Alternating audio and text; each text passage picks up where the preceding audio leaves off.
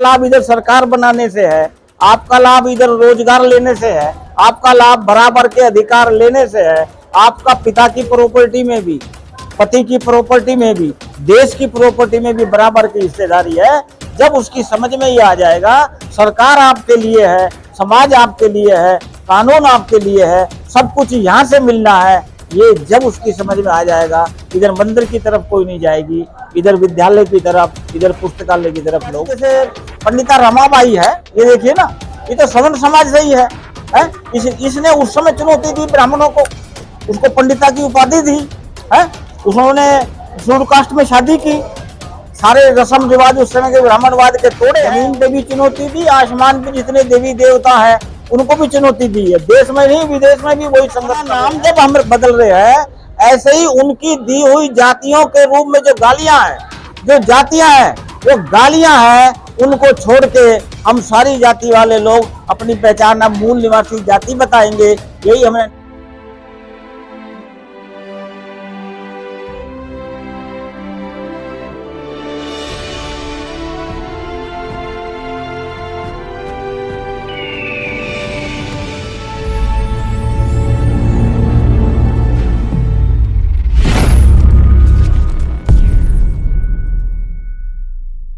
नमो बुद्धाय। मैं सुमन बौद्ध और आप देख रहे हैं एसपी लाइव 85। इस वक्त हम है सुल्तानपुरी ब्लॉक C8 और यहाँ पर एक भव्य कार्यक्रम का आयोजन किया गया महिलाओं को लेकर, जहाँ महिलाओं को घर से निकलने का अधिकार नहीं था। आज परम पूज्य बाबा साहेब डॉक्टर भीमराव अंबेडकर की वजह से आज हमारी महिलाएं घरों से बाहर निकल रही है और मंचों पे दहाड़ रही है।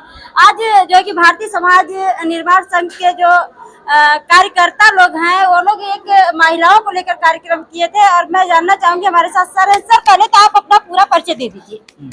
मेरा नाम वीर सिंह बहुत है जी। और मैं इस भारतीय समाज निर्माण संघ का इस वक्त राष्ट्रीय अध्यक्ष हूं और हम समाज निर्माण, समाज जगाने के काम में लगे हैं और मेरा दूसरा कोई काम नहीं है, यही काम है समाज को तैयार करने का।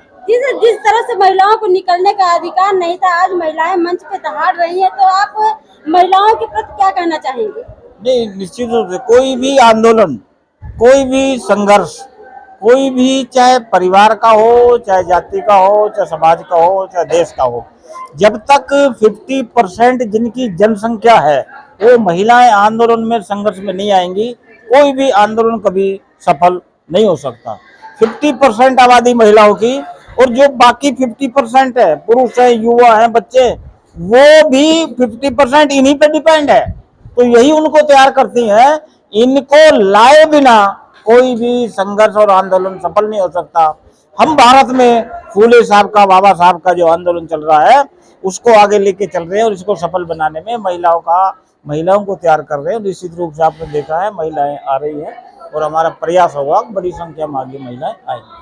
जिस तरह से माता सावित्रीबाई फूले और रमाबाई का बहुत बड़ा योगदान था, आज क्या लगता है कि इनका योगदान सफल हो रहा है? नहीं, बिल्कुल सफल हो रहा है कि अभी 8 मार्च को होली थी, 8 मार्च इंटरनेशनल वुमेन डे मनाया जाता है, तो होली की वजह से हम नहीं कर पाए थे, तो हमने कहा 12 तारीख को हम करते हैं, है ना, अंतर्राष्ट्रीय महिला दिवस पे ही हमारा कार्यक्रम था। और अंतर्राष्ट्रीय महिलाएं जो हुई हैं उनकी आपने स्टोरी सुनी ली है, क्लारा जेटकिन वगैरह है जिन्होंने करा था, मगर इंडिया में, भारत में बहुजनों के लिए जो यहाँ की महिलाओं को शुरुआत की है वो सावित्रीबाई फूले, फातिमा शेख है, पंडिता रमाबाई है। इन्होंने महिलाओं को जागृत करने का काम किया है, तो हमने भी ये जो पूरा कार्यक्रम है इन चारों महिलाओं को समर्पित किया है। भारत की हमारी ये महिलाएं हैं और इंटरनेशनल जो महिला है वो क्लारा जेटकिन है, इनको ये कार्यक्रम आज हमारा समर्पित है। जो पुरुष महिलाओं को घर से बाहर नहीं निकलने देते हैं, उनके लिए क्या कहना चाहेंगे? नहीं, उन पुरुषों को, हकीकत ये है कि पुरुष इसलिए नहीं निकलने दे रहा कि ब्राह्मणवाद ने ऐसी सामाजिक व्यवस्था बना दी है कि महिला बाहर निकलते हुए सुरक्षित नहीं है, उसको समानता, बराबरी, भाईचारा, सुरक्षा, सम्मान नहीं मिल रहा है। हम इसलिए पुरुष डरता है। जिस दिन समानता का समाज हम बना देंगे, जो फूले साहब और बाबा साहब चाहते थे, कोई भी बेटी, कोई भी महिला बाहर निकले अच्छे काम के लिए, उसको सम्मान मिले, सहयोग मिले, साथ मिले, तो ऐसी हालत में कोई भी पुरुष महिला को नहीं रोकेगा, वो ऐसा बना नहीं है, इसलिए पुरुष रोक रहे हैं। मगर जैसे जैसे बात समझ में आ रही है, विशेषकर बहुजन समाज के पुरुषों में, वो महिलाओं को बाहर भेज रहे हैं और महिलाएं बाहर आ रही है। भारत में कुछ लोग हिंदू राष्ट्र बनाने के पीछे पड़े हैं, हाँ। तो हमारे लोग क्या बुद्ध का राष्ट्र बनाने में कामयाब नहीं होंगे? नहीं, वो जो हिंदू राष्ट्र बनाने के लिए सोच रहे हैं, वो तो बहुत मामूली से लोग हैं, करीब करीब 3-4-5% लोग हैं। हम इस देश में ये कभी बना भी हिंदू राष्ट्र कभी नहीं था, ना बनेगा। ये मूल निवासी राष्ट्र बन सकता है जिस दिन यहाँ के मूल निवासियों को पहचान हो जाएगी ना। हमारी पहचान मूल निवासी की है। ये बुद्धा का, बाबा साहब का, बहुजनों का, इनका राष्ट्र था, इनका राष्ट्र बनेगा। और जो संविधान कहता है उसके अनुसार ये राष्ट्र बनेगा। संविधान के अतिरिक्त और कुछ भी अगेंस्ट में नहीं हो सकती, कोई कुछ भी कहता रहे। यहाँ तो लोग संविधान बदलने की बात कर रहे नहीं, हैं। वो ऐसा है ना, लोग शराब भी पीते हैं, लोग जुआ भी खेलते हैं, लोग चोरी भी करते हैं, डाका भी डालते हैं, तो ये थोड़ी माना जाएगा कि सभी लोग ऐसे हैं।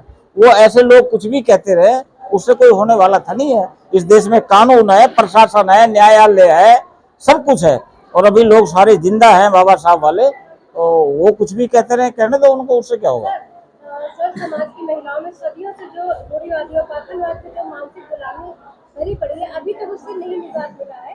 बाबा साहब के सपनों का जो था कि वो महिलाएं जो आगे बढ़े, इन सब रूढ़िवादी परंपराओं से बाहर निकले, तो कैसे संभव होगा, कैसे बाबा साहब के सपनों का राष्ट्र बनेगा? हाँ, वो ऐसे है ना कि अभी तक जो उनकी माँ ने, दादी ने, नानियों ने जो आज तक बचपन से वो देखती आई हैं, बताती आई हैं, सुनती आई हैं कि देवी देवताओं से, बलि से, जागरण से, कथा से ही हमारे घर में सुख शांति प्रोग्रेस होगी, इसलिए वो अंधविश्वास में फंसी हुई है। जब उनकी समझ में ये आ जाएगा या उनको ये बताया जाएगा कि आपका लाभ उधर से नहीं है, आपका लाभ इधर शिक्षा से है, आपका लाभ इधर सरकार बनाने से है, आपका लाभ इधर रोजगार लेने से है, आपका लाभ बराबर के अधिकार लेने से है, आपका पिता की प्रॉपर्टी में भी, पति की प्रॉपर्टी में भी, देश की प्रॉपर्टी में भी बराबर की हिस्सेदारी है। जब उसकी समझ में ये आ जाएगा सरकार आपके लिए है, समाज आपके लिए है, कानून आपके लिए है, सब कुछ यहाँ से मिलना है, ये जब उसकी समझ में आ जाएगा, इधर मंदिर की तरफ कोई नहीं जाएगी, इधर विद्यालय की तरफ, इधर पुस्तकालय की तरफ लोग आएंगे। इसमें बताने में, जानाने में, उनको समझाने में जितनी देर लगेगी, तभी तक उधर जा रही है महिलाएं अंधविश्वास में। जैसे उसकी समझ में ये आएगा तो वो सारी महिलाएं, हमारी माता बहनें, वो इधर भी आएगी। महिलाओं की प्रगति के लिए आपका संगठन किस तरह से काम कर रहा है? हमारा संगठन महिलाओं को नंबर 1 पे जन जागरण कर रहा है कि अपना पिछला इतिहास देखिए, अपना वर्तमान देखिए और अपना भविष्य को जानिए। इसके लिए हम हर घर में जो हमारे साथ जुड़े हैं, छोटे छोटे पुस्तकालय खोल रहे हैं। उनके अंदर फूले जी की बुक है, साहू जी की बुक है, पेरियार की बुक है, बाबा साहब की बुक है, सावित्रीबाई फूले की बुक है, ठीक है, फातिमा की बुक है, सारी महिलाओं की किताबें हैं, पुस्तकें हैं।